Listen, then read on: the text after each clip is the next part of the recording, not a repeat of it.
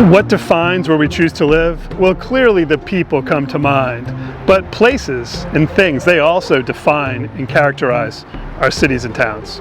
And of course, we consider many things when we choose where we want to live.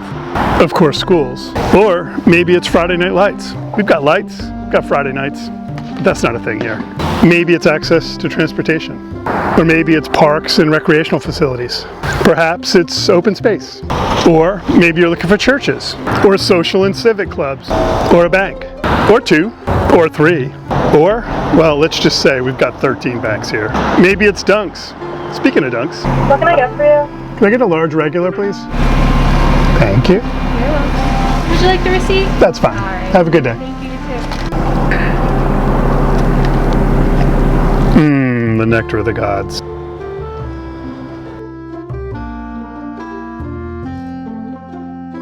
That said, one thing above all else defines my town, and that's the Rotary that sits right here at its core. No, not one of these, and not one of those, but one of these.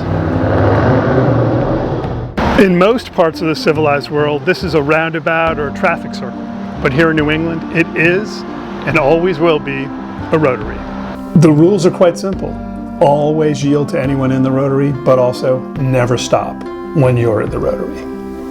Rotaries, they're not for the faint of heart, for these are the domain of genuine massholes.